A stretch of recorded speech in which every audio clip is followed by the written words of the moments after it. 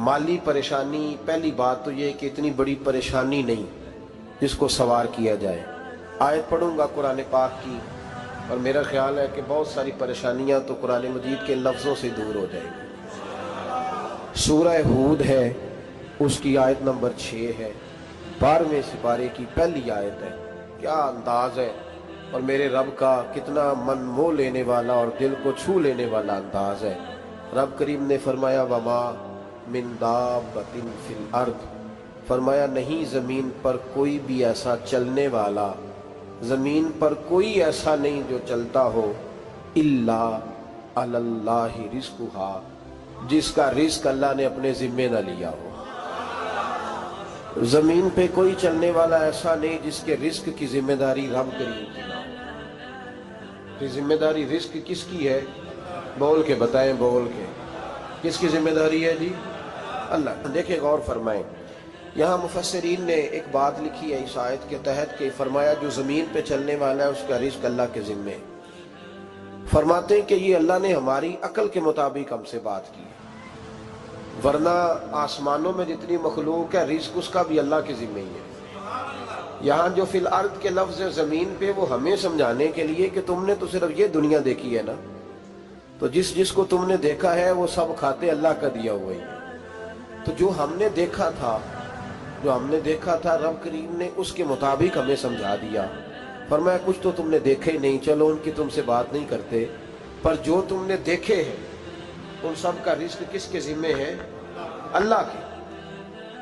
मेरे रसूल करीम सैयद आलम सल्लल्लाहु ताला अलैहि वसल्लम कुरान मजीद की जब तर्जुमानी करते, वजाहत करते, तो महबूब पाक सल्लल्लाहु अलैहि वसल्लम भी कोई इश्काल रहने नहीं देते थे, कोई इश्काल नहीं रहने देते थे। मेरे महबूब करीम अलैहिस्सलातु सलाम ने फरमाया अल्लाह पे भरोसा रख के सवेरे निकल जाना रिज़्क की तलाश में। किस पे भरोसा रखना है? निकलना तुम्हारे जिम्मे है। ये ना कहना कि घर बैठूंगा तो यही आएगा, निकलना तुम्हारी जिम्मेदारी है। जितनी जिम्मेदारी है वो पूरी करना। अल्लाह पे भरोसा करके निकल जाना तुम्हारी जिम्मेदारी है। रब का जिम्मा है तुम्हें रिज़्क देना, वो जरूर तुम्हें रिज़्क पहुंचाएगा। या रसूल अल्लाह सल्लल्लाहु अलैहि वसल्लम किस तरह पहुंचेगा? तो जरा हुजूर के लफ्जों का हुस्न भी देखिए।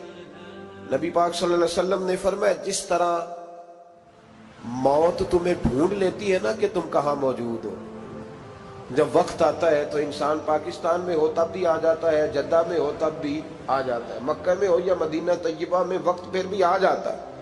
फरमाया जिस तरह मौत तुम जहां भी हो तुम तक पहुंच जाती है ना, इस तरह तुम्हारा रिज़्क भी तुम जहां मौजूद होते हो अल्लाह वहां पहुंचा देता है, पहुंचा देता है। तो या रसूल अल्लाह सल्लल्लाहु अलैहि वसल्लम किस अंदाज में?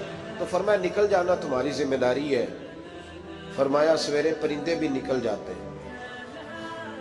और शाम को जब लौटते हैं तो अल्लाह उन्हें पेट भर के रोजी अता फरमाता है। हालांकि उनको नहीं पता होता हमारा कारखाना कहाँ है, हमने कहाँ जाके मजदूरी करनी है। उनको नहीं पता होता कि हमारा दफ्तर कहाँ है, हमने किस ऑफिस में बैठना है। उनको नहीं पता होता कि हमने कहाँ जाके माल खरीदना है और कहाँ से हमने फिर उसको दोबारा बेचना है। उन्हें खबर नहीं होती। अल्लाह पे भरोसा करके निकल जाते हैं। निकलना तो तेरे जिम्मे है कि नहीं? फरमाया वो तू ड्यूटी कर, शाम को अल्लाह जो रब परिंदों को रोजी देता है वो तुझे भी अता फरमाएगा। मैं कहता हूँ सोच कितनी कमजोर है उस आदमी की जो कहता है कैसे मिलेगा। कितनी कमजोर सोच है।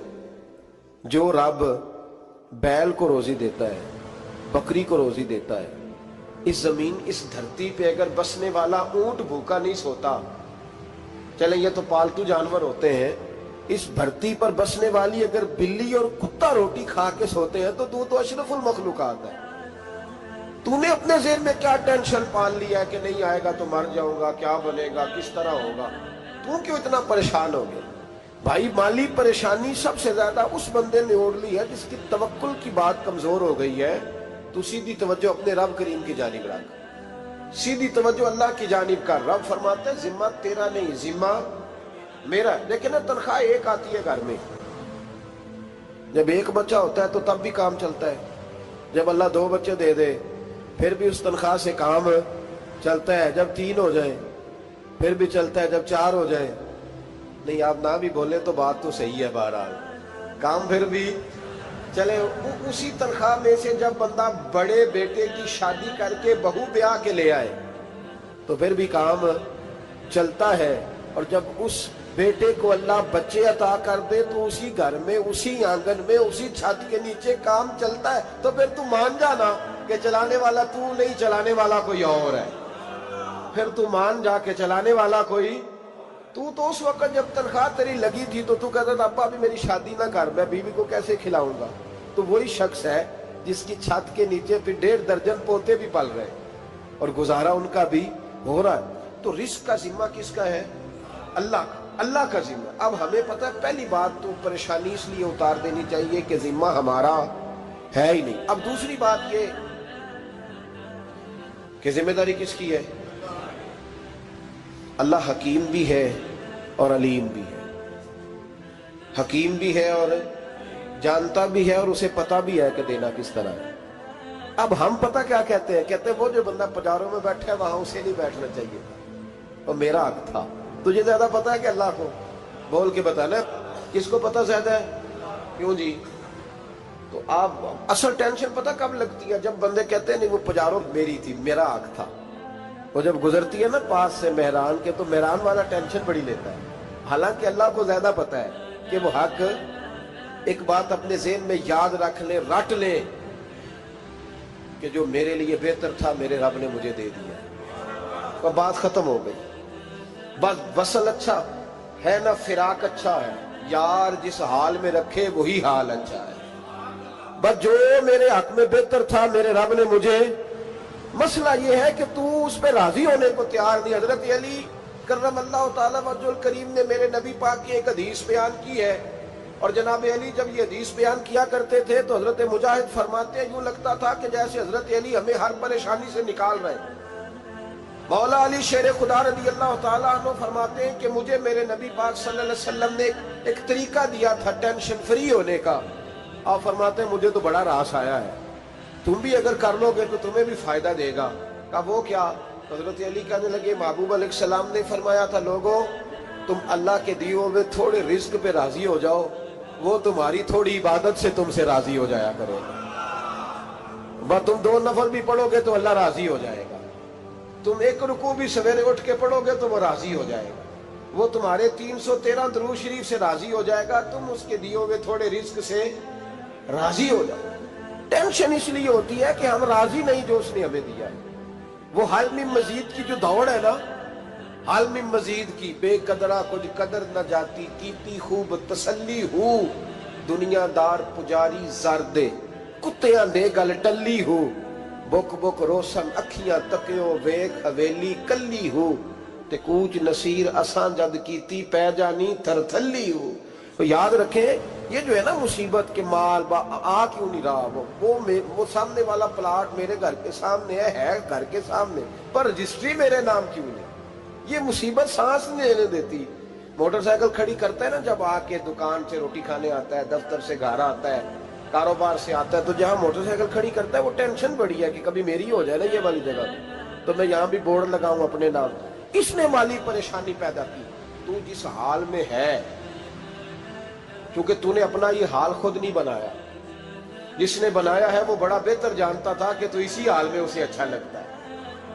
تو اسے اسی حال میں. ایک بزرگ تھے تو ان کی طبیعت بڑی علیل ہو گئی، بیمار ہو گئے، تو اللہ نے آزمائش دی تو کیڑے پڑ گئے وجود میں. ایک کیڑا یہاں سے کھا رہا تھا، اللہ والے بڑے راضی رہتے ہیں اس کی رضا پہ. تو کیڑا یہاں کھا رہا تھا تو نیچے گر گیا، تو بابا جی نے اٹھا کے پھر وہاں رکھ لیا. کہنے لگے جب اس نے تیری ڈیوٹی مجھے کھانے کی لگائی ہے تو میں اس بات پہ راضی ہوں، تو نیچے کیوں گرتا ہے؟ بس ٹھیک ہے کھا، جب اس نے تجھے ڈیوٹی جو تیری لگائی. سالبہ بن عبد الرحمن ایک صحابی تھے، سالبہ غالباً نبی پاک صلی اللہ علیہ وسلم کی خدمت میں آئے، کہنے لگے یا رسول اللہ صلی اللہ علیہ وسلم غربت بڑی ہے، میرے لیے دعا کریں اللہ زیادہ مال دے. تو محبوب صلی اللہ علیہ وسلم نے فرمایا تو جس حال میں اچھا ہے وہ تیرے لیے بہتر ہے، اس میں تو ہے وہی حال تیرے لیے. مشکل ہے نا یہ جواب سننا. کہتے ہیں پیر صاحب فلان جگہ سے تویز آیا، وہاں تو وارے نے آرے ہو گئے، تو آپ کے ہاں. تو میں کہتا ہوں یہ تویز دینے والا اگر تویز دے کے امیر بناتا ہے تو پہلے خود کیوں نہیں بنتا؟ یہ خود تو 150 کا تویز بیچ رہا ہے، اپنی بیچارے کی حالت یہ ہے۔ اگر اتنا ہی تویز اس کا چلتا ہوتا تو پہلے 5 جو پجارو اس کے دروازے پہ کھڑی ہو۔ عجیب چکر ہے اور عجیب جگہ لوگ الجھ گئے، سمجھتے ہی نہیں بات کو۔ یا رسول اللہ صلی اللہ علیہ وسلم دعا کر دے تو محبوب نے کیا فرمایا؟ فرمایا تو جس حال میں ہے نا وہ حال تیرے لیے بہتر ہے، اسی میں رہ۔ کہ نہیں حضور دعا کرے۔ فرمایا سال بعد تو باز آ جا۔ حضور دعا کرے۔ فرمایا تو باز آ جا۔ 2-3 دفعہ کا ضد کی، محبوب نے فرمایا جا پھر اللہ تجھے زیادہ پیسے دے گا۔ چند بکریاں خریدی، اتنی برکت ہوئی کہ بکریوں کے ریوڑ بن گئے۔ پھر کچھ بکریاں بیچ کے گائے خرید لی، ان کے بھی ریوڑ ہو۔ پھر کچھ اونٹ اونٹنیاں لے لی، ریوڑ ہی ریوڑ۔ پہلے 5 وقت مسجد میں آتے تھے، اب فجر اور عشاء رہ گئی۔ پھر مال زیادہ ہوا تو مدینے شہر میں کوئی جگہ ہی نہیں، مدینے سے باہر حویلی خریدی، پھر جمعہ ہی رہ گیا۔ جمعے کے جمعے آتے، زکوٰۃ کا حکم آیا۔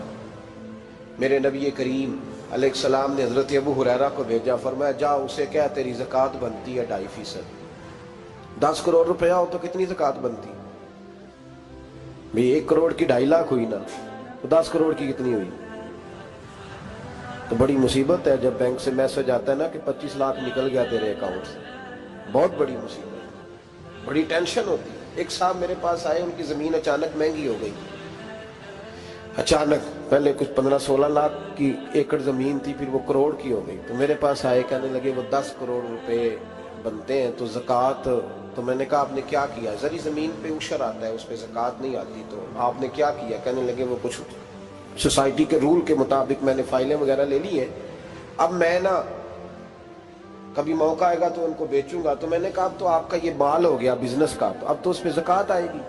10 کروڑ پہ جب 25 لاکھ سنا تو کہنے لگے فوراً دینی پڑتی ہے کہ تھوڑی تھوڑی سے بھی کام چل جاتا ہے؟ تو میں ان کا چہرہ دیکھنے لگا، میں نے کہا نہیں وہ تو آپ کو پتہ ہے، ویسے حضرت عمر فرمایا کرتے تھے بانٹ کے نہ دو، کوشش کرو کسی ایک کوئی دو، چلو کسی کا تو کچھ بن جائے، تو ایک کوئی دینی چاہیے۔ کہنے لگے تو مطلب یہ ایسا ہی حکم ہے؟ میں نے کہا آپ کسی اور سے تحقیق کر لیں۔ اب یہ بھائی لیتے وقت نہیں تجھے ٹینشن ہوئی کہ 15 لاکھ کا کروڑ ہو گیا، تو اس وقت کبھی تو نے کہا کہ یا اللہ، تو یہ کیسی سوچ ہے مسلمان؟ کس طرح کا اس کا؟ ہمارے ہاں جب کسی آدمی پہ حالات خراب ہوتے ہیں نا تو سب سے پہلے وہ اس طرح کرتا ہے کہ جو میں کہیں اللہ کے راستے میں دیتا ہوں پہلے اسے بند کرو۔ جس راستے تجھے آ رہا تھا پہلے تو نے وہ راستہ بلاک کیا۔ حضرت اسماء بنت ابی بکر صدیق کہتی ہیں میں حضور کو مسجد کے لیے، ادارے کے لیے، صحابہ صفہ کے لیے کچھ دے رہی تھی، تو میں نے گننا شروع کیا تو حضور مسکرانے لگے۔ حضور مسکراتے کیوں ہیں؟ تو فرمانے لگی، محبوب فرمانے لگے اسماء اللہ کے راستے میں گن گن کے نہ دیا کر، ورنہ وہ بھی تجھے گن گن کے دے گا، تو اس کے راستے میں بے حساب دے، وہ بھی تجھے بے حساب ہی عطا فرمائے۔ لیکن پہلے یہ والا پہلے دروازہ بند کرو، یہاں سے پیسے ختم ہو رہے ہیں، تو اس طرح کرنا بھائی۔ اس دفعہ سوٹ ذرا گرمیوں والے نہ خرید، لیکن جو تو اللہ کے راستے میں دے رہا ہے اسے دیتا رہے، لیکن ہم اپنا نقصان کرتے ہیں، زیادتی کرتے ہیں اپنے ساتھ۔ میں نے آپ کو پہلے بھی بتایا تھا پیار کی بولی ہے، پھر بولتا ہوں۔ ایک بڑے بڑے پیار والے دوست ہیں، ایک دفعہ مجھے کہنے لگے کہ آپ کئی دفعہ اعلان کرتے ہیں تو مجھے اچھا نہیں لگتا، اور آپ ادارہ بھی بہت زیادہ بننے والا ہے، بڑی چیزیں میں دیکھتا ہوں جو ہوں تو بڑا نظام اچھا ہو جائے، آپ دعا کریں اللہ مجھے پیسے دے تو میں بڑے سارے خرچ کروں گا اس کے راستے میں۔ تو میں نے کہا یا اللہ اسے 10 کروڑ دے، یہ 9.5 کروڑ تیرے راستے میں دے دے گا۔ تو چپ کر گیا، جس طرح آپ نہیں کر گئے سارے، چپ کر گیا وہ بھی۔ اس نے کہا جی نہیں جی انشاءاللہ کریں گے۔ تو میں کیا پلیا جی تے دعا پہ ہوں دیا، ابھی تو وہ آئیں گے تو تب دیکھی جائے گی، تو یہیں اڑ گیا ہے۔ یعنی 9.5 کروڑ اللہ کے راستے میں خرچ کرنے کی دعا پہ بھی آمین کوئی نہیں کہتا کہ چلو آمین ہی کہہ دیں۔ تو میں کہا تینوں تے 50 لاکھ بچتا سی پیا، لیکن تو اس سودے پہ تیار ہے۔ جب یہ سوچ ہوتی ہے، یہ غلط سوچ ہے، یہ بات تو اگر تے مسکرانے والی، لیکن یہ سوچ صحیح نہیں۔ حضرت عثمان غنی رضی اللہ تعالیٰ عنہ کہتے ہیں جس وقت نبی پاک صلی اللہ علیہ وسلم نے اعلان کیا نا جنگ کے موقع پر کہ 800 سپاہیوں کا خرچہ چاہیے، کہتے ہیں میرے پاس 600 کا تھا۔ یہاں ایک روایت میں حضور نے 1000 کا اعلان کیا تو میرے پاس 800 کا تھا۔ جب 2-3 دفعہ نبی پاک نے اعلان کیا تو کہتے ہیں میں نے کھڑے ہو کے کہا یا رسول اللہ پورا 800 میری طرف سے۔ کہتے میں نے 200 سپاہی کا خرچہ ادھار اٹھایا لیکن پورے 2 مہینے نہیں گزرے تھے، رب کریم نے مجھے کئی گنا کر کے پیسے واپس عطا فرما دیے۔ پر بات تو یہ ہے کہ تیری وہاں لو لگی ہو، تو تجارت کرتا ہے ان لوگوں کے ساتھ جو کیا دے سکتے۔ تو سالبہ کے پاس حضور نے پیغام بھیجا، پہلے تو کہا تیرے لیے بہتر نہیں مال، جب اصرار کیا تو اب بڑی برکت ہو گئی، بڑا آیا تو فرمایا زکوٰۃ دے، 2.5% زکوٰۃ ہے۔ اب جب سوچا کہ 5 اونٹوں پہ ایک بکری جائے گی اور بڑا سارا مجھے دینا پڑے گا، اب جب غور کیا تو یہ تو نہ کہا کہ میں نہیں دیتا۔ حضرت ابو ہریرہ سے کہنے لگے نبی کریم علیہ السلام کی خدمت میں عرض کرنا کہ میں خود آؤں گا۔ حضرت ابو ہریرہ نے آ کے عرض کی یا رسول اللہ صلی اللہ تعالی علیہ وسلم، حضور وہ کہتے تھے میں خود آؤں گا، تو کہتے ہیں محبوب نے ٹھنڈی سانس لی، فرمایا اسے کہا تھا کہ تیرے لیے مال بہتر نہیں، اب ہلاک ہو گیا، ہائے افسوس ہلاک ہو گیا۔ ان کو بھی تھوڑی دیر کے بعد احساس ہوا کہ یہ میں نے کیا کیا، نبی پاک کو ہی کہہ دیا نہیں ہے، حضور کو کہہ دیا بعد میں آؤں گا۔ اب دوڑے آئے، عرض کی حضور میں سارا کچھ لے کے آیا ہوں، قبول کر لیں۔ محبوب نے فرمایا گویا بلال حبشی کی خشک کھجور بھی قبول ہے، اور صہیب رومی ایک اٹی بان کی لائے تو وہ بھی قبول ہے، اور عمار بن یاسر اور مصعب بن عمیر اگر 2 دینار دے جائیں اور کوئی پرانا جوڑا کسی سپاہی کے لیے چھوڑ جائے تو وہ بھی قبول ہے، لیکن تو اپنا لاکھوں لے کے چلا جا، تیرا کوئی نہیں قبول، معاف کر دیں۔ فرمایا جا معاف کیا، پر پیسے لے کے نہ آنا۔ اگلے سال پھر آئے، بندے ہوئے ہاتھ ہیں، محبوبہ میں دولت کا کیا کروں گا، آگ لگانی ہے، قبول کر لیں۔ فرمایا تو لے جا، تیرا نہیں قبول، گرا جو ان کی نگاہ سے وہ سنبھل نہیں سکتا۔ حضور نے وصال ظاہری کیا تو جناب صدیق اکبر کے پاس آئے، لاکھوں کا مال، ابو بکر قبول کر لو، تو جناب صدیق اکبر کہنے لگے اس کا کر لو جس کا نبی نے نہیں کیا، چل جا کوئی نہیں چاہیے۔ حضرت عمر کے زمانے میں قحط پڑ گیا، بارشیں نہیں ہوتی، غلہ نہیں ملتا، حالات خراب ہے، مالی طور پہ بحران آ گیا، غربتیں، مجبوریاں، تکلیفیں، آ کے روئے، عمر میرا قبول کر لو، مجھے معافی تو مل گئی تھی نا۔ فرمایا معافی اپنی جگہ پہ، پر جس کا مصطفیٰ نے قبول نہیں کیا۔ بہت سارے لوگوں کو پتہ ہی نہیں کہ ان کا قبول ہی نہیں ہوا، اور وہ الجھے ہوئے، انہیں خبر ہی نہیں کہ اصل بات کیا ہے۔ فرمایا جس کا مصطفیٰ کریم نے قبول نہیں کیا، اب ہیرے اور جواہرات بھی لے کے آئے تو بھوکے مریں گے، پر اس کا قبول، اس بات پہ راضی رہو، اس حال میں اللہ نے رکھا ہوا، اس حال میں راضی رہو۔ جو مصیبت ہے نا دیکھنی کہ وہ بھی میرے پاس، تمہیں کیا پتا، کبھی پوچھ تو صحیح اس سے وہ کس مصیبت کا شکار ہے، جو مالی طور پہ بڑا امیر ہے، تو اس کی طرف دیکھ کے اپنا دل برا کرتا ہے۔ بس جس حال میں رب نے رکھا ہے اس حال میں رہ۔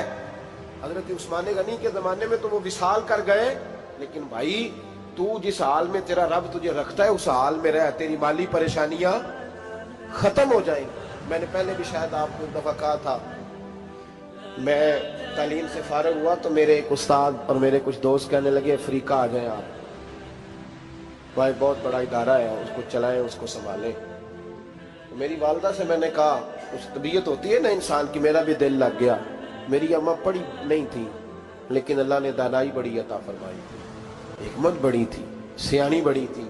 تو میں نے کہا اماں جی وہ مجھے ساؤتھ افریقہ کی دعوت ہو رہی ہے تو آپ کیا کہتی ہیں؟ تو اٹھ کے میرے پاس آ گئی اور مجھے انہوں نے اپنے بازوؤں میں لے لیا، پھر میرا ماتھا چوما، کہنے لگی پتر میں تے وال بھی نہ پوٹ کے دیوا کسی نے، ہم نے دولت کا کیا کرنا، تو اللہ کا نام لے کے کہیں بیٹھ جا، رب کریم رون کے لگا دے گا، خیر ہو جائے۔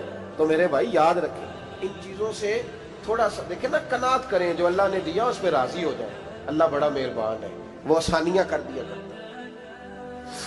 تو یاد رکھیں میرے رسول کریم علیہ السلام نے ایک تو ہمیں درس یہ دیا ہے کہ تو سمجھ جا، قرآن نے ہمیں بتایا ہے کہ روزی تیری ذمہ داری نہیں، روزی کس کی ذمہ داری ہے؟ اللہ کی۔ اور دوسری بات یہ کہ جو اللہ نے تمہیں دیا ہے اس پہ تو راضی ہو جا، تیری مالی پریشانیاں ختم ہو جائیں۔ اور پھر حضور صلی اللہ علیہ وسلم نے فرمایا مذہبی طور پر جب دیکھو تو آگے دیکھو، اور دنیاوی طور پر جب دیکھو تو پیچھے دیکھو، پریشانی ختم ہوگی۔ مذہبی طور پر جب دیکھو، جو 5 نمازیں پڑھتا ہے وہ تہجد پڑھنے والے کو دیکھے، اور جو تہجد پڑھتا ہے وہ اشراق چاشت پڑھنے والے کو دیکھے، اور جو بندہ اشراق اور چاشت پڑھتا ہے پھر اس کو دیکھے جو سارا دن مصطفیٰ پہ درود پڑھتا ہے۔ اوپر دیکھے کہ میں نے اور نیک ہونا ہے اور نیک، اور جب مالی معاملہ ہے تو پھر نیچے دیکھ۔ اگر تو بیٹھا نا پجاروں پہ تو پھر ٹوڈی والے پہ نظر کر، اس کا کیا حال ہے۔ اور اگر تو وہاں بیٹھا ہے تو دیکھ مہران والا بھی تو گاڑی چلا ہی رہا ہے نا، اور اگر تو وہاں ہے تو موٹر سائیکل والا دیکھ، اور تو وہاں ہے تو پھر سائیکل والے پہ نظر، اور اگر تو سائیکل والا ہے تو پیدل والے کو۔ کائنات میں سب سے بہترین انسان نبی اور رسول ہوتے ہیں، اور اللہ نے اپنے محبوب پاک کو نبیوں کا امام بنایا ہے۔ اس فضیلت کو سمجھیں۔ یہاں نا جو لوگ لاڈلا کہلاتا ہے نا کوئی بندہ کہ میں لاڈلا ہوں، ویسے یہاں لاڈلے بدلتے رہتے ہیں، کبھی کوئی لاڈلا ہوتا ہے کبھی کوئی لاڈلا ہوتا ہے، ویسے یہاں لاڈلے بدلتے ہیں، لیکن جو لاڈلا ہوتا ہے نا وہ بتاتا بھی ہے کہ میں لاڈلا ہوں۔ اور کسی کا بھی کوئی لاڈلا ہو جائے تو وہ ناز نخرے دکھاتا ہے، رسول کریم اور رب کے لاڈلے محبوب ہیں۔ لیکن جو بات میں نے آپ کی خدمت میں عرض کرنی ہے، آپ اس پر توجہ کریں گے۔ حضور امام الانبیاء ہیں، اللہ کے محبوب ہیں، نبی پاک علیہ السلام کا پتھروں نے کلمہ پڑھا ہے، چاند حضور کے اشارے پر ڈوبتے ہوئے واپس لوٹ آیا ہے، سورج ڈوبتے ہوئے آ گیا ہے، چاند کے 2 ٹکڑے ہوئے ہیں، یہ ساری حضور کی شانیں۔ اللہ نے اپنے محبوب کو معراج عطا فرمائی ہے۔ لیکن ملت کے جوانوں، آپ کو پتہ ہے ہمارے نبی پاک کا سب سے پہلا تعارف کیا ہے؟ حضور کا سب سے پہلا تعارف یہ ہے کہ یہ صادق اور امین ہے، یہ سچ بولتے ہیں۔ حضور کے اسوہ نور کی پہلی بات جو لوگوں کے سامنے آئی تھی وہ یہ تھی کہ یہ صادق ہیں، یہ سچے ہیں، یہ جھوٹ نہیں کہتے۔ آپ کو پتہ ہے رسول پاک صلی اللہ علیہ وسلم سے پوچھا گیا تھا، حضور مومن کنجوس ہوتا ہے؟ فرمایا کبھی ہو جاتا ہے۔ یا رسول اللہ مومن بزدل بھی ہوتا ہے؟ فرمایا کبھی ہو جاتا ہے۔ یا رسول اللہ مومن جھوٹ بولتا ہے؟ تو میرے کریم نے فرمایا نہیں، میرا مومن جھوٹ نہیں بولا کرتا۔ حضور کا جو پہلا تعارف ہے نا، یہ جو حضور کی 40 سالہ زندگی ہے نا، اسے نبی پاک علیہ السلام نے اپنی نبوت کی دلیل کے طور پر بیان فرمایا ہے۔ فرمایا فَقَدْ لَبِثْتُ فِيكُمْ عُمَرًا مِّن قَبْلِهِ أَفَلَا تَعْقِلُونَ۔ محبوب آپ ان سے کہہ دے میں نے تمہارے بیچ وقت گزارا ہے، تمہیں عقل نہیں؟ کوئی میری طرح کا سچا دیکھا ہے تو دکھاؤ۔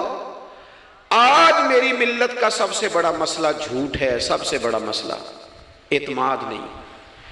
بیوی اپنے شوہر سے کہتی ہے کہ تو تھوڑے پیسے دے لیا کر، تھوڑے ایک جوڑے پہ میں گزارا کر لوں گی، میرے ساتھ سچ تو بول۔ تو لاہور جاتا ہے تو لاہور کا بتا کے جا۔ ماں کہتی ہے پتر سے کہ پتر تھوڑی باتیں بتایا کر پر سچی بتایا کر۔ قوم کا اعتماد اٹھ گیا سیاستدانوں سے، تم نے لمبے چوڑے وعدے کیے، تم نے بڑی باتیں سنائی۔ تم دیکھیں نا، آپ کی توجہ اگر ہو تو میں ایک حوالہ اس طرح کا بھی عرض کروں آپ کی خدمت میں۔ سبز باغ دکھا کے لوگوں کو کبھی پریشان نہیں کرنا چاہیے، کبھی بھی۔ یہ ہمارے پیر بھلا کیا کرتے ہیں بیچارے، ایک کرامت اللہ خیر کرے کبھی کوئی ایک بن جاتی ہے نا تو پھر وہ کمپنی کی مشہوری کا ذریعہ بنتی ہے۔ وہ کہتے ہیں اس کرامت کو بھی فیس بک پہ ڈالو۔ میں نا کراچی جا رہا تھا تو لاہور میں تھوڑا سا مریض ہوں، مجھے الرجی ہو جاتی ہے، زیادہ دیر بیٹھ نہیں سکتا، تو ایک کانفرنس میں مجھے شرکت کرنی تھی۔ تو ایئرپورٹ سے ہی میں نے دوستوں سے پوچھا موسم تمہارا کیسا ہے؟ کہنے لگے پیر صاحب بڑی گرمی ہے اور شدت ہے بڑی، اے سی چلا کے بھی گاڑی میں دقت ہے۔ تو میں نے کہا اچھا دعا کرتے ہیں اللہ بارش برسا دے۔ تو یہ دعا لاہور ہو رہی تھی، میں کراچی ایئرپورٹ پہ اترا تو بارش ہو رہی تھی۔ تو وہ جو مجھے لینے آئے تھے نا صاحب، وہ گاڑی میں ایک بندے کو کہہ رہے ہیں کہ وہ پیر صاحب نے لاہور آکھیا سی تو 1.5 گھنٹے جمی آ گیا ہے۔ وہ میں نے اسے کہا بس کر، اب آگے نہ بتا، ایسا نہ ہو کہ 2-4 لوگ آ جائیں کہ پیر صاحب جو کہتے ہیں وہ ہو جاتا ہے۔ جڑے محرم راز حقیقت دے اور راز حقیقت کھول دے نہیں، جڑے محرم راز حقیقت دے اور راز حقیقت کھول دے نہیں، اے جنہ ویکھیا نہیں او کرن گلاں، جنہ ویکھ لیا او تے بول دے ہی نہیں۔ اس لیے یہ اس طرح کرامتوں کو نا کمپنی کی مشہوری کا ذریعہ، ہمارے سیاستدان، ہمارے بڑے لیڈران وہ سبز باغ دکھا دیتے ہیں۔ آپ تھوڑی باتیں کریں، محدود کریں، مختصر کریں۔ دیکھیں اللہ کے محبوب علیہ السلام سے طائف والوں نے کہا تھا، جب حضور علیہ السلام نے دین کی تبلیغ کی تو سیرت میں یہ عنوان بھی ہمیں ملتا ہے، یا رسول اللہ صلی اللہ علیہ وسلم اگر آپ کو کل حکومت ملتی ہے تو ہمیں حصہ ملے گا؟ عرب کے لوگوں کا مزاج تھا نا، انہوں نے حضور سے کہا اگر کل کلاں حکومت ملتی ہے تو ہم شریک ہوں گے؟ تو حضور مسکرائے، اور میرے نبی پاک کو حکومت ملنے کا پاک کتنا زیادہ تھا کہ مکے سے ہجرت کر رہے ہیں، مدینہ شریف ابھی پہنچے نہیں، رستے میں سراقہ بن مالک سے کہہ رہے ہیں کسریٰ کے کنگن آئیں گے، یعنی حضور بتا رہے ہیں کہ سپر پاور بھی ساری یہاں آ جائے گی۔ حضور تو خندق والے دن ایک ہتھوڑا مارتے تھے تو فرماتے تھے روم فتح ہو گیا، دوسرا مارتے تھے تو کہتے تھے ایران فتح ہو گیا۔ یہ بخاری میں چیزیں آپ کو ملیں گی۔ حضور کو کامل یقین تھا کہ اذا جاء نصر اللہ والفتح، کامل یقین تھا کہ اِنَّ فَتَحْنَا لَكَ فَتْحًا مُبِينًا، یہ ہوگا سارا کچھ۔ لیکن انہوں نے جب کہا نا ہمیں حصہ ملے گا تو حضور مسکرائے، فرمایا تم کہتے ہو حکومت تمہیں ملے گی، فرمایا بھائی سنو، حکومت اسے ملتی ہے جسے اللہ عطا کرتا ہے۔ بات ختم کر دی۔ سچ بولے زندگی میں، سچی بات کریں۔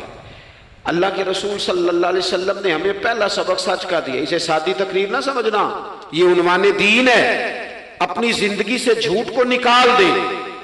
آپ جو تھوڑی باتیں کر لیں پر جو کہیں اس پر کھڑا ہونا سیکھیں، اپنی زندگی کے اندر استقامت کا نور لائیں۔ جوانوں، کبھی بھی جھوٹ کی بنیاد پر رشتے نہ قائم کرنا۔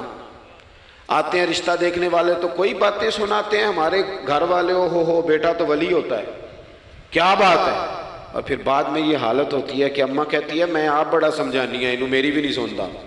تو وہ رشتہ دیکھتے وقت تو آپ نے کہا تھا کہ بہت بڑا درویش ہے۔ آپ اور بچی والے بھی کچھ ایسے کام کرتے ہیں، رشتہ کرانے والے سے کہتے ہیں ہم نے کار بھی دینی ہے۔ کیوں آپ نے لالچ پیدا کیا؟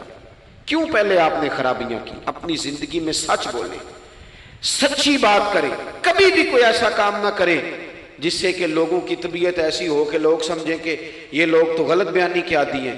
دیکھیں بخاری میں موجود ہے، سیرت کی تمام کتابوں میں الفاظ کے اختلاف کے ساتھ یہ اپنی اصل کے ساتھ یہ چیز ہر جگہ موجود ہے۔ حضرت ابو سفیان رضی اللہ تعالیٰ عنہ بعد میں مسلمان ہوئے، فرماتے ہیں میں جب شاہ روم کو حضور کا خط گیا تھا نا ہرقل کو، حضور صلی اللہ علیہ وسلم نے اس سے کہا کہ کلمہ پڑھ لو، خطوط لکھے نبی کریم نے۔ اس نے کہا یہاں ڈھونڈو کوئی عرب کا سردار اگر آیا ہو تو میں ملنا چاہتا ہوں۔ ابو سفیان کہتے ہیں میں بغرض تجارت وہاں موجود تھا، مجھے لوگ پکڑ کے بادشاہ کے پاس لے گئے، میں کلمہ نہیں پڑھتا تھا۔ جب کوئی کسی کا مخالف ہوتا ہے تو اس نے کوئی کہانی بھی یاد کی ہوئی ہوتی ہے، ان لوگوں نے کہانی بھی یاد کی ہوئی تھی، معاذ اللہ جادوگر ہیں، شاعر ہیں، یہ کہانیاں بھی سناتے تھے۔ کہتے ہیں کہ مجھے وہ لے گئے، بادشاہ کے سامنے کھڑا کر دیا۔ اب بادشاہ نے سوالات پوچھے، میں کوئی حق میں نہیں تھا کہ میں حق میں باتیں کرتا، میں تو اس وقت تک کلمہ نہیں پڑھتا تھا، اور جو کفار کہتے تھے وہ ساری باتیں میں نے کرنی تھی۔ کہتے ہیں بادشاہ نے اپنے دربار میں کھڑا کر کے سوال کیے، بڑے سوال پوچھے، بڑے میں نے جواب دیے، بڑے سوال پوچھے۔ یہ بھی پوچھا کہ ماننے والے ان کے غریب ہیں کہ امیر ہیں؟ میں نے کہا نہیں، ماڑے ماڑے بندے ہیں۔ میلاد کے جلوسوں میں بھی ماڑے ماڑے بندے ہی جاتے ہیں، ماڑے ماڑے ہیں، غریب لوگ ہیں۔ اس نے یہ بھی پوچھا کہ ماننے والے بڑھ رہے ہیں یا گھٹ رہے ہیں؟ میں نے سارے جواب دیے۔ او ملت کے جوانوں، خدا را میری بات سننا۔ ابو سفیان کہتے ہیں غیروں کا دربار، سوال کرنے والا بھی کلمہ نہیں پڑھتا، ابھی جواب دینے والا بھی کلمہ نہیں پڑھتا۔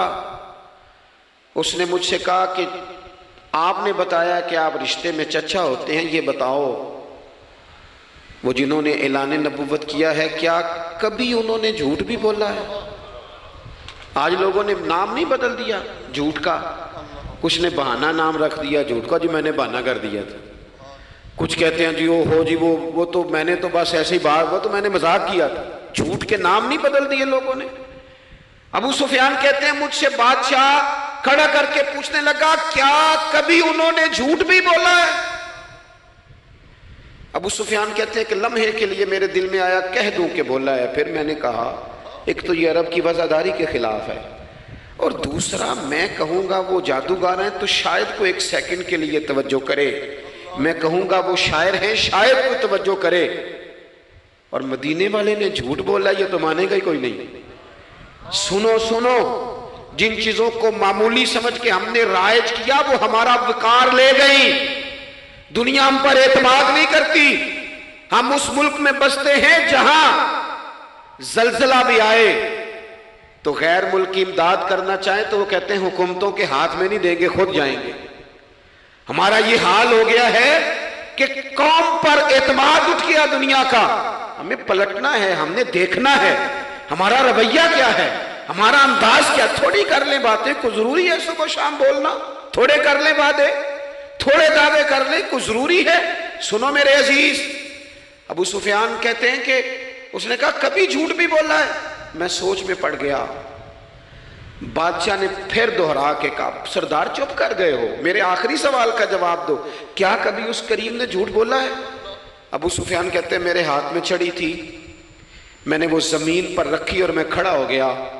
میں نے کہا سردار سن، وہ میرے رشتے میں بھتیجے ہیں، میری بڑی مخالفت ہے، میں نے ان کے خلاف جنگیں لڑی ہیں، کبھی وہ غالب آئے کبھی میں غالب آیا، آج تک میں لڑ رہا ہوں، لیکن میں ایک بات تمہیں ذمہ داری سے کہتا ہوں، میں غیر نہیں ہوں، وہ میرے بھتیجے ہیں، میں نے ان کو ماں کی گود میں بھی دیکھا ہے، دادا کے کندھوں پہ بھی دیکھا ہے، چچا کے گھر میں بھی دیکھا ہے، ختیجہ کا دولہا بنے بھی دیکھا ہے، زینب سے لے کر فاطمہ تک بیٹیوں کو گود میں کھیلتے بھی دیکھا ہے، میں نے انہیں بدر اور احد میں آتے بھی دیکھا ہے، میرے سامنے پیدا ہوئے اور میرے سامنے ان کے بالوں میں سفیدی آئی، مخالفت اپنی جگہ پر میں تمہیں یہ بات ذمہ داری سے بتاتا ہوں، اس محبوب کی زبان سے جو بھی نکلتا ہے حق اور سچ ہی نکلا کرتا ہے۔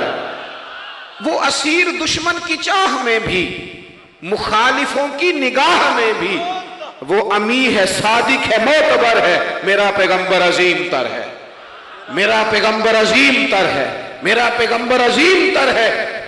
ابو سفیان کہتے ہیں میں یہ لفظ کہے تو کتنے ہی لوگ دربار میں رو پڑے، ایک سناٹا چھا گیا، کوئی صحابی نہیں وہاں، کوئی نعرہ لگانے والا نہیں، کوئی اپنا نہیں، لوگ رو پڑے۔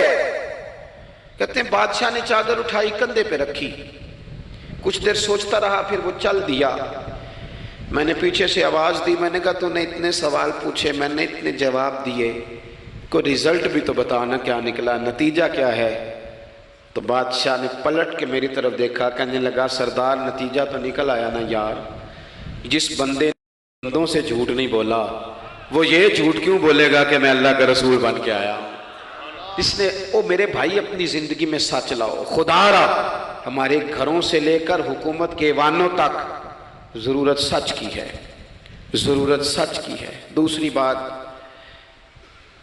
اپنی زندگی میں دیانتدار ہو جائیں، چھوڑ دے سامنے والا کیا کر رہا ہے، میں اپنے اس ممبر سے دیانتدار ہوں کہ نہیں، یہ میں نے اللہ کو جواب دینا ہے، میں نے اتنی عزت سمیٹی ہے دین کے نام پہ سمیٹی ہے، میں نے اللہ کو جواب دینا ہے۔ ہم سارا دھیان دوسروں کا رکھنے لگ گئے۔ حضرت خواجہ نصیر الدین چراغ دہلوی رحمۃ اللہ علیہ سے بادشاہ نے آ کے وظیفہ پوچھا تھا، حضرت کو وظیفہ بتائے، تو خواجہ صاحب فرمانے لگے اپنا کام دیانتداری سے کر، یہی سب سے بڑا وظیفہ ہے۔ اپنی زندگی میں دیانتداری، امانت داری، آپ اس طرح کے ہو جائیں کہ آپ جس طرح آپ سمجھے نا کہ یہ حرام جانور ہے تو میرے منہ میں جائے گا تو مجھے الٹی آئے گی۔ آپ کبھی دیکھیں نا کہ حرام گوشت کوئی آپ کو بتا دے، آپ دو لقمے آپ نے کھا بھی لیے، لطف آیا، تو کسی نے کان میں کہا یہ تو ذبح ہی نہیں ہوا تھا، بیمار تھا، تو الٹی آ جاتی ہے کہ نہیں؟ بولو، کہہ آ جاتی ہے؟ انسان کا ذہن قبول کرتا ہے حرام کھانے کو؟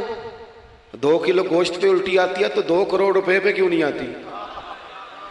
ہمارے ایک دوست ہیں، ایک یونیورسٹی کے لیکچرار ہیں، مجھے ایک دفعہ فرمانے لگے پیر صاحب عجیب بات ہے، ایک بندے کو نا کہیں جوتا پڑا مل گیا، بڑا قیمتی تھا پر ایک پیر تھا جوتے کا، ہماری دیانتداری کچھ اس طرح کی ہے، ایک پیر ملا، جوتا بڑا قیمتی تھا، مہنگا تھا، تو اس نے اس کا مالک ڈھونڈنا شروع، یہ کس کا ہے، یہ کس کا ہے، یہ کہ وہ شور کر رہا ہے، لیکن تھوڑا سا آگے جا کے جوتے کا دوسرا پیر مل گیا، پر اس نے مالک ڈھونڈنا بند کر دیا، اس کو اب اس کا دوسرا پاؤں مل گیا تو اب اس نے، یعنی کئی دیانتدار بڑے دیانتدار ہیں لیکن دوسروں کے معاملے میں، اپنے معاملے میں نہیں، اپنی زندگی میں انصاف کریں۔ میں مسجد میں جمعہ پڑھاتا ہوں، میں نے ایک دن اپنے ایک مدرسے کے طالب علم سے پوچھا، بیٹا جمعرات کو میں نے پوچھا، میں نے کہا صبح جمعہ میں تقریر کیا کرنی ہے؟ کہتے میں جو فیصلہ نہیں کیتا، میں کہا تو بڑا مولوی ہے نا، میں چھوٹا میں تو جمعہ پڑھا کے شام میں فیصلہ کر لینا بھی اگلے جمعے کی بیان کرنا ہے. کیوں؟ میں چاہتا ہوں میں ممبر سے دیانتدار رہوں، میں ایک ہفتہ تیاری کروں، میں نے قوم کو اللہ رسول کا دین بتانا ہے. میرا یہ مقصد تو نہیں ہے کہ 1 گھنٹہ مجھے ملے تو میں نے کسی طریقے سے اسے پار کرنا ہے. آپ اپنے کام کے ساتھ ہمیشہ دیانت کا مظاہرہ کریں. اگر آپ دیانتدار ہو جائیں، حضرت سعید بن عامر رضی اللہ تعالیٰ عنہ کو حضرت عمر نے کہا میں آپ کو ایک صوبے کا گورنر بنانا چاہتا ہوں. رو پڑے، فرمانے لگے اس قابل نہیں ہوں.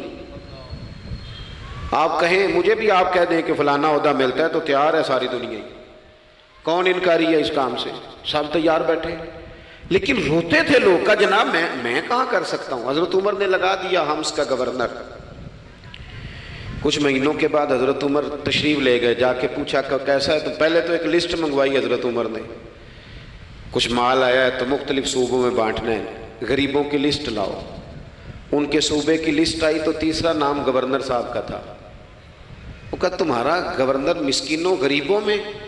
کہنے لگے حضرت صاحب جو لسٹ بنانے والے تھے وہ کہنے لگے اب ان کے وجود پر جو کپڑے ہیں جگہ کوئی نہیں بچی، پیوند کہاں لگانے ہیں. دامان توکل کی یہ خوبی ہے کہ اس پر پیوند لگے ہوتے ہیں پر دھبے نہیں ہوتے. پیوند لگے ہوتے ہیں پر دھبے نہیں ہوتے. حضرت عمر نے معلومات کی ان کے صوبے میں جا کے تمہارا گورنر کس طرح کا ہے. عرض کی حضور 4 شکایتیں. یہ جمہوریت ہے. آج تو ہر سیاسی جماعت میں ڈکٹیٹرشپ ہے، آج کہاں جمہوریت ہے. آج تو آپ جتنے شاہ کے وفادار ہو جائیں گے اتنا اچھا عہدہ لیں گے، جتنا مرضی قابل بندہ ہو جماعت کے اندر، لیکن اگر وہ پورا تابع دار نہیں تو نظام نہیں چلتا، جتنا مرضی قابل ہو. حضرت سعید بن عامر رضی اللہ تعالیٰ عنہ 4 شکایتیں، عام آدمی شکایتیں کر رہے ہیں. حضرت عمر نے کہا کون کون سی؟ تو انہوں نے کہا جی پہلی شکایت یہ ہے کہ ہمارے گورنر، توجہ ہے میرے بھائیوں کی، انہوں نے کہا جی پہلی شکایت یہ ہے کہ گورنر صاحب صرف دن کو ملتے ہیں، انہیں رات کو بھی لوگوں سے ملنا چاہیے. دوسری شکایت یہ ہے کہ جب شروع میں آئے تھے تو فجر کے بعد بیٹھ جاتے تھے، مسائل سنتے تھے، اب سورج نکلنے پر اشراق چاشت کے ٹائم 8 9 10 بجے آتے ہیں. تیسری شکایت یہ ہے کہ ہفتے میں 1 دن ملتے ہی نہیں. چوتھی شکایت یہ ہے کہ کبھی کبھی ایسے رونے لگتے ہیں، بیٹھے بیٹھے بے ہوش ہو جاتے ہیں. تو آپ نے دیوانہ آدمی ہمیں دے دیا ہے. حضرت عمر فاروق رضی اللہ تعالیٰ عنہ نے حضرت سعید بن عامر کو مجمع میں پوچھا جناب آپ پبلک کے نمائندے ہیں، آپ کو سوالوں کے جواب دینے چاہیے، بتلائیے نا.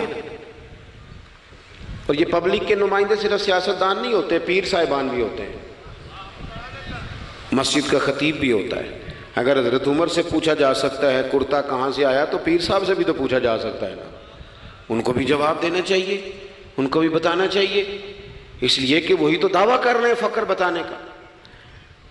تو حضرت عمر نے 4 سوال کہا سعید آپ کے ذمے 4 سوالوں کے جواب ہیں. تو حضرت سعید بن عامر نے گردن جھکائی، کہنے لگے پہلے ہی کہا تھا میں گورنری کے قابل نہیں. فرمایا اب تو بن گئے ہونا، جواب تو دینا ہے، حضور بتلائیے. فرمایا پہلا سوال آپ سے یہ ہے کہ یار لوگ کہتے ہیں رات کو کام پڑ جاتا ہے اور آپ ملتے نہیں. تو حضرت سعید بن عامر نے اپنی داڑھی پکڑ لی، عرض کی حضور یہ ساری سفید ہو گئی ہے، بڑھاپا ہے. دن مخلوق کے لیے رکھا ہے، رات اپنے رب کے لیے رکھی ہوئی ہے. اگر پھر بھی کسی کو شوق ہو تو سعید بن عامر جب بھی ملے گا مسجد میں ملے گا، ساری رات بارگاہ ربوبیت کی او سنگیو تھوڑا مسلح بھی یار مضبوط کر لو تھوڑا سا نا. ہم نہ تھک گئے ہیں فون سن کے. بہت سارے لوگ ایسے ہیں جن کے وجود نہیں اتنی تھکے جتنے دماغ تھک گئے. کمنٹس پڑھ کے، کمنٹس دے کے، رائے دے کے بڑے بڑے باصلاحیت لوگوں کے حافظے کمزور ہو گئے. خدا را اپنی صلاحیتوں کو زنگ لگا لو گے. یہ تو جتنے لوگ ہیں میڈیا چلانے والے، ان کو تو میڈیا چلانا ہے، اور اب تو پتہ نہیں کتنے چینل اور کتنے لوگ اور سوشل میڈیا پہ کتنے، اور ادھر کتنے تو ادھر کتنے. خدا را کچھ وقت اگر مسلح پہ ملے تو آپ یقین کریں روح تازہ ہو جاتی ہے. لمبی لمبی دعائیں مانگیں، اپنے رب کو اپنے دکھ سنائیں، رسول پاک کی بارگاہ میں یہ نذرانے پیش کریں، آپ محسوس کریں گے وجود طاقتور ہوگا. حضرت سعید بن عامر کہنے لگے رات مسلح پہ گزارتا ہوں. دوسرا سوال آپ سے یہ کرنا تھا کہ یہ لوگ کہتے ہیں کہ آپ پہلے فجر میں آ جاتے تھے، اب اشراق چاشت کے بعد 9 10 بجے نکلتے ہیں. تو حضرت سعید بن عامر نے گردن جھکائی، کہا یہ میرا راز تھا، میری پرائیویٹ بات تھی۔ کہا جناب اب تو لوگوں کا سوال ہے۔ تو آپ فرمانے لگے میرے گھر میں خادم کوئی نہیں، غریب آدمی، بیوی بیمار ہو گئی ہے، 35 سال اس وفادار عورت نے میری ڈیوٹی کی ہے، بیماری میں چھوڑ دوں تو وفاداری تو نہیں نا۔ سویرے اٹھتا ہوں، گھر کا کام کرتا ہوں، پھر بیوی کے لیے ناشتہ بناتا ہوں، اسے کھانا کھلاتا ہوں، تیاری کرتے آتے دیر ہو جاتی ہے۔ دوسرے سوال پر لوگ رو پڑے۔ کہا تیسرا اعتراض آپ پہ یہ ہے کہ ہفتے میں ایک دن ملتے نہیں۔ تو حضرت سعید بن عامر کہنے لگے میں نے کہا تھا میرا پردہ نہ کھولا جائے، میں بڑا راضی ہوں رب کی عطاؤں پہ، میں کیوں کسی کے سامنے اپنا دکھ بیان کروں؟ گردن کو جھکا دیتا ہے خیرات کا پتھر، جہاں میں مانگنے والوں کے سر کبھی اونچے نہیں ہوتے، اور غیرت ہے بڑی چیز جہانے تگ و دو میں، پہناتی ہے یہ فقر کو تاج سردارا۔ آپ موقع دیں جی، بڑی مہربانی، چھوڑ دیں جی، تھوڑی 1 منٹ صرف جی ہمیں دیں، بولیں نہیں پیار سے جی، ناراض نہیں ہونا، آپ ہمیں موقع دیں۔ بات بھی اب تقریباً قریب ہونے کے قریب آئی۔ کہا حضرت سیدنا سعید بن عامر رضی اللہ تعالیٰ عنہ نے فرمانے لگے میں نے کہا تھا یہ میرا پردہ ہے، یہ نہ سنایا کریں آپ دکھ لوگوں کو۔ یہ غریب کہتے ہیں میں کسی امیر کے ساتھ لگ جاؤں گا تو کچھ بھی نہیں بنتا، چھوڑ دیں آپ، دکھڑے رب رسول کو سناؤ، خیرات بھی ملے گی اور عزت بھی ملے گی، وہ دیں گے اور کسی کو بتائیں گے بھی نہیں۔ حضرت سعید بن عامر رضی اللہ تعالیٰ عنہ سے تیسرا سوال ہوا۔ کہا جناب آپ ہفتے میں ایک دن ملتے نہیں۔ تو فرمانے لگے میرا راز تھا پر بتا دیتا ہوں، جوڑا ایک ہی ہے میرے پاس، ہفتے میں ایک دن دھو لیتا ہوں، پھر بیوی کے کپڑے پہن کے سارا دن بیٹھا رہتا ہوں، اگر دوسرا جوڑا ہو تو یہ کام نہ کروں۔ حضرت عمر رو پڑے۔ کہا جلدی سے چوتھے سوال کا جواب بھی دے، کبھی کبھی روتے ہو تو بے ہوش ہو جاتے ہو۔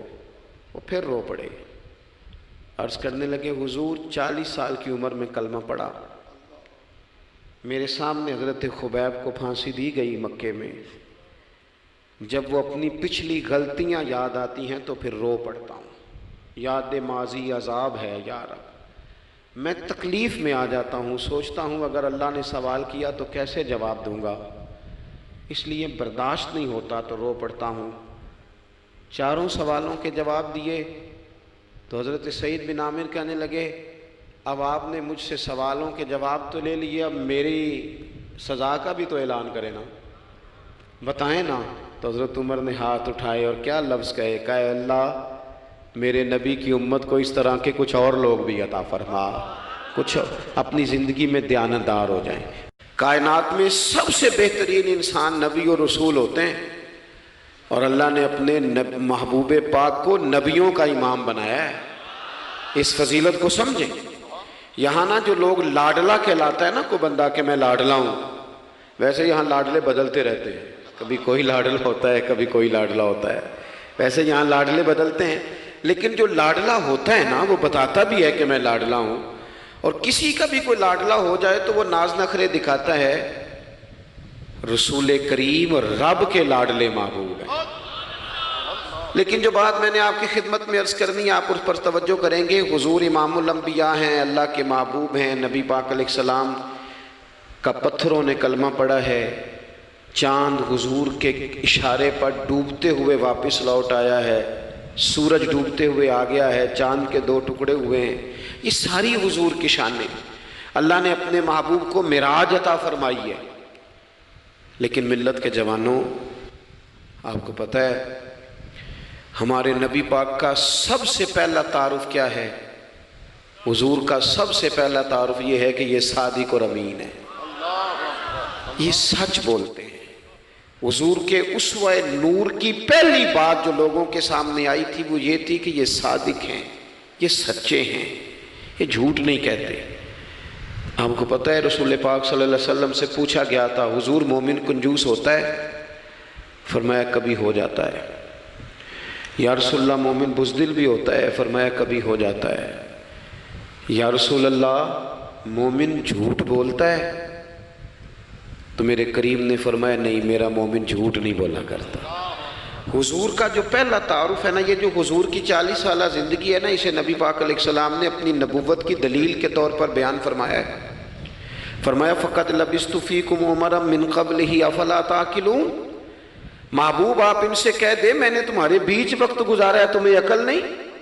کو میری طرح کا سچا دیکھا ہے تو دکھاؤ۔ آج میری ملت کا سب سے بڑا مسئلہ جھوٹ ہے، سب سے بڑا مسئلہ اعتماد نہیں۔ بیوی اپنے شوہر سے کہتی ہے کہ تو تھوڑے پیسے دے لیا کر، تھوڑے ایک جوڑے پہ میں گزارا کر لوں گی، میرے ساتھ سچ تو بول۔ تو لاہور جاتا ہے تو لاہور کا بتا کے جا۔ ماں کہتی ہے پتر سے کہ پتر تھوڑی باتیں بتایا کر پر سچی بتایا کر۔ قوم کا اعتماد اٹھ گیا سیاستدانوں سے، تم نے لمبے چوڑے وعدے کیے، تم نے بڑی باتیں سنائی۔ تم دیکھیں نا، آپ کی توجہ اگر ہو تو میں ایک حوالہ اس طرح کا بھی عرض کروں آپ کی خدمت میں۔ سبز باغ دکھا کے لوگوں کو کبھی پریشان نہیں کرنا چاہیے، کبھی بھی۔ یہ ہمارے پیر بھلا کیا کرتے ہیں بیچارے، ایک کرامت اللہ خیر کرے کبھی کوئی ایک بن جاتی ہے نا تو پھر وہ کمپنی کی مشہوری کا ذریعہ بنتی ہے۔ وہ کہتے ہیں اس کرامت کو بھی فیس بک پہ ڈالو۔